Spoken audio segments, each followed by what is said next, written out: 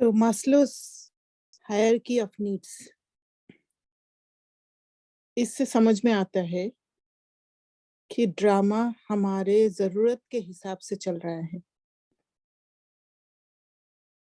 जैसे यहाँ पर देखा गया है कि ऊपर जो सेल्फ फुलफिलमेंट नीड्स है, माना हम जब आत्मा अभिमानी रहते हैं, तब हम अपने फुल पोटेंशियल में होते हैं और हमारे अंदर क्रिएटिविटी होता है और हम उस मुक्ति, जीवन मुक्ति का अवस्था में होते हैं। तो ये सतयुग और त्रेता युग में होता है। पर धीरे-धीरे हमारा गिरना शुरू होता है, जो डाउनफॉल ऑफ भारत होता है। और धीरे-धीरे हमारा साइकोलॉजिकल नीड्स शुरू हो जाता है, क्योंकि हमारा पावर कम हो जाता है। तो द्वापर युग में हम पूज्य से पुजारी बन जाते हैं। जैसे हमारे अंदर वो सारे फीलिंग्स आने लग जाता है, पावर कम हो जाते हैं,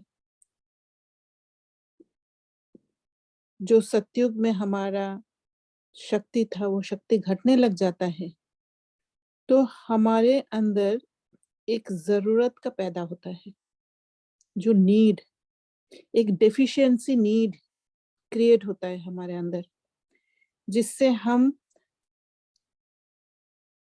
उन सबको याद करते हैं जो भरपूर था एक दिन। माना शिव को याद करते हैं, वो भी पूजा करके। वो याद असली स्वरूप तो हमें पता नहीं है और याद करने का तरीका भी हमें मालूम नहीं है, क्योंकि वो ज्ञान प्रायलोप हो जाता है। और साथ में बाबा को हम 2 युग तक हम याद नहीं करने के कारण हमें वो तरीका ही मालूम नहीं है कैसे मैं अपना शक्ति को बढ़ाऊँ। इसी कारण से हम द्वापर युग में मंदिर बनाने लग गया, पूज्य से पुजारी बने। पर उससे भी वही डेफिशिएंसी नीड होते गया और फिर हम और गिरते गए और सारे रिलेशनशिप, दोस्तों के साथ अटैचमेंट होने लग गया। एक बिलॉन्गिंगनेस और लव नीड्स आ गया,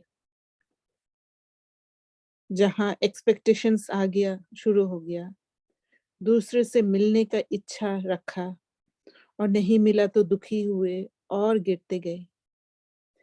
ऐसे करते-करते हमने द्वापर युग पार किया और नीचे गिरे और आगे कलयुग में। कलयुग में हमारा सिक्योरिटी और खत्म होते गया, सेफ्टी भी खत्म होते गया और हम बेसिक जो नीड्स है, जो ज़रूरत है, उससे अटैच्ड होने लग गए, उससे लगाव हो गए और वो मैंपन और मेरापन बहुत ज़्यादा बढ़ गया। सारे वर्ल्डली कम्फर्ट्स जो है, उससे अटैच्ड हो गए, जो फिज़ियोलॉजिकल नीड्स हमारा है, उससे अटैच हो गए। तो ये जो चित्र है, इसमें ये समझ में आ रहा है कि कैसे हम एक फुल पोटेंशियल स्टेज से नीचे गिरते-गिरते कलयुग तक पहुँचे और कलयुग तक पहुँचते-पहुँचते जब हमें कोई भी ज़रूरत जो हमें होता था और मिलते गया, उसको पाने के बाद भी जब हमें हमारा ग्रोथ नहीं हुआ, तो हम बाबा को बुलाने लगे और बाबा को बुलाना भी एक नीड था और ये नीड ही ड्रामा को घुमाया और बाबा को इस धरती पर बुलाया और जैसे ही बाबा आया, ग्रोथ नीड्स शुरू हुआ और ग्रोथ नीड्स तभी हुआ जब ये कॉन्फ्लुएंस एज में हमने कदम रखा, इस संगम युग में। और ये संगम युग एक कलेक्टिव नीड से गुजरने का युग है, जो नीचे वाला नीड्स में भी हम चले जाते हैं और ऊंचा पोटेंशियल वाला नीड्स में भी हम जाते हैं। इसीलिए बाबा ने आज कहा, बच्चे, हम तुम्हें अभी जिस राह पर चला रहे हैं, वह माया पर जीत पाने की जो मत अथवा राय दे रहे हैं, उसमें ये तो होगा ही, कोई गिरेंगे तो कोई उठते व संभलते रहेंगे, सुरजित और मूर्छित होते रहेंगे। सुरजित होने के लिए संजीवनी बूटी है, परम पिता परमात्मा की है ज्ञान बूटी। तो जब ज्ञान मिलता है तो हम सुरजित हो जाते हैं, और फिर जब भूल जाते हैं तो दुनियावी बातों में हम आ जाते हैं, दुनियावी कंफर्ट्स में हम आ जाते हैं, तो मूर्छित हो जाते हैं। तो संगम युग ये दोनों चीज का है, जहाँ ऊपर नीचे हम होते रहते हैं, जो बाबा कहते हैं कि ब्राह्मण ऊपर नीचे होते हैं। तो मास्लोज हायरार्की ऑफ नीड्स का जो थ्योरी है, इस थ्योरी में कहा गया है कि जो भी हमें जरूरत महसूस होता है, वो जरूरत के हिसाब से हम उस चीज को हम खींचते हैं, और थोड़ा सा भी हमें मिल जाता है तो हम उसको भूल जाते हैं और नेक्स्ट लेवल का नीड को, जरूरत को हम फिर से पकड़ लेते हैं। ऐसे करते करते हम गिरे हैं, क्योंकि थोड़ा अल्पकाल का सुख जरूर मिला है। अल्पकाल का सुख मिलने के बाद हम और थोड़ा ज्यादा सुख के लिए हमने खींचा और गिरते गए, और लास्ट में जब इस दुनियावी चीजों से हमें कुछ नहीं मिला, तब जाके हम बाबा को याद किया। जैसे बाबा ने आज कहा कि कृष्ण को गीता का भगवान बता दिया गया है। जैसे कृष्ण को गीता का भगवान बनाया है हमने, तो एक मनुष्य जो उस समय गिरे हुए थे, इसी कारण हम उस आत्मा से जुड़ने के कारण हमने गीता को खंडित कर दिया, और जो समझ हमें आना चाहिए था वो समझ नहीं आकर हम नीचे लेवल का समझ आ गया हमें। तभी बाबा ने आज कहा, बाप की जीवन कहानी में अगर कोई बच्चे का नाम लिख दे तो क्या होगा? वैसे ही शिव बाबा ने जन्म दिया गीता को, उस गीता में श्री कृष्ण का नाम डाल दिया है, इसलिए अनर्थ हो गया है। गीता खंडन होने से सभी मनुष्य आत्माओं का बुद्धि योग परमात्मा से टूट गया। कृष्ण को भगवान मानकर परमात्मा के साथ हमारा बुद्धि योग टूटने के कारण हम और गिरते गए, तो डेफिशिएंसी नीड्स बढ़ते गए। तो मनुष्य पवित्र कैसे बने? बाबा ने ये भी कहा, बाबा है ज्ञान का सागर, ज्ञान अमृत से मनुष्य को देवता बनाते हैं, बाकी अमृत पानी को नहीं कहा जाता, क्योंकि एक मनुष्य की आत्मा उस आत्मा से जुड़े हुए थे हम।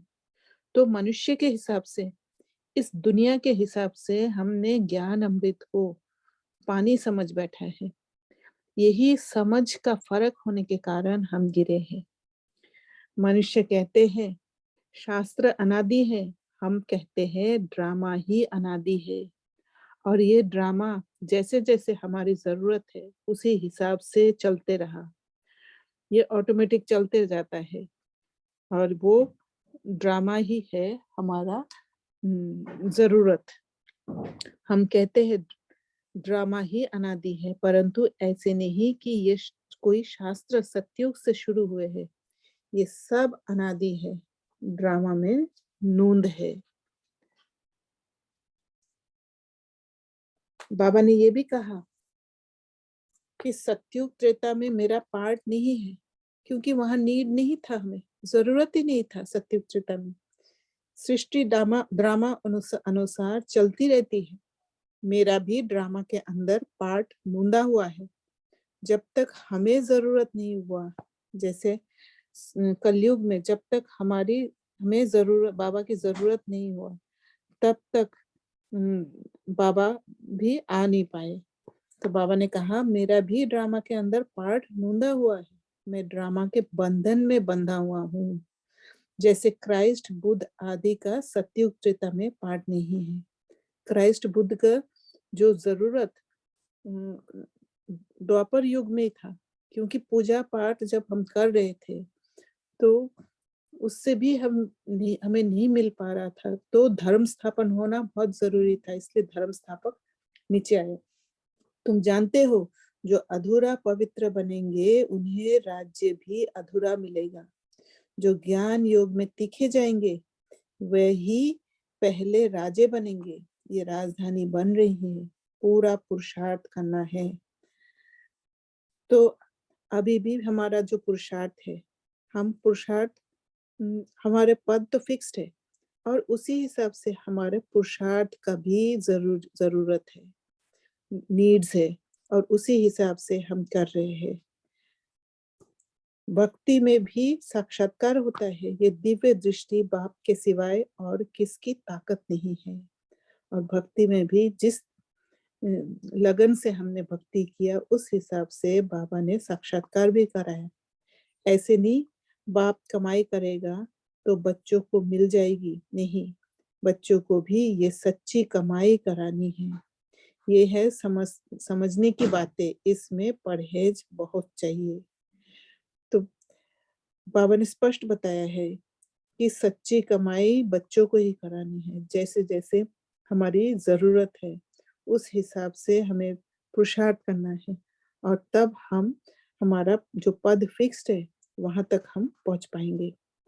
बाबा ने कहा प्रजा बनने वालों से माया इतना टक्कर नहीं खाती है।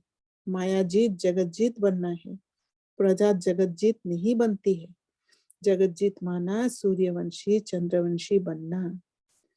तो ये जो माया माया इतना टक्कर मारते हैं उसका भी हमें जरूरत है। ये एक नीड है ताकि हम पावरफुल बने और सूर्यवंशी चंद्रवंशी बने। बच्चे सुखी हुए तो बाप वानप्रस्थ में चले जाते हैं। बेहद का बाप सबको सुखी कर खुद परम धाम में जाए बैठ जाते हैं। जैसे हम सतयुग और त्रेता में जाते हैं तो वहां पर बाबा की जरूरत नहीं होता है, हमारे वो नीड खत्म हो जाता है, हमारा ग्रोथ हो जाता है। ग्रोथ नीड का जो चरम अवस्था वहां हम पहुंच जाते हैं, इसलिए बाबा परम धाम में जाए बैठ जाते हैं। फिर आत्माएं नंबरवार वहां से आती रहती है, कोई को भेजते नहीं है, वहां से भी नीड अनुसार ही हम नीचे आते हैं। ये कहने में आता है लेकिन ये ऑटोमेटिकली ड्रामा चलता रहता है। अपने टाइम पर धर्म स्थापन करने आना ही है। तो इससे हमें डेफिशिएंसी नीड और ग्रोथ नीड का जो डिफरेंस है वो समझ में आ रहा है कि जैसे ग्रोथ नीड होने का, ग्रोथ नीड का एक इच्छा जागता है, वैसे ही उस ग्रोथ को लाने के लिए बाबा शिव बाबा आते हैं और हमें अलग अलग पेपर्स द्वारा पावरफुल बनाते हैं, और उससे हम जगत जीत माया जीत बनकर फिर अपना पद को प्राप्त करते हैं। और जैसे ही सतयुग त्रेता से हम फिर से गिरने लगते हैं, हमारा पावर कम होने लगता है, तो धीरे धीरे हमारा जो फुल पोटेंशियल इंटेलेक्ट और जो क्रिएटिविटी हमारे अंदर था वो कम होते जाता है।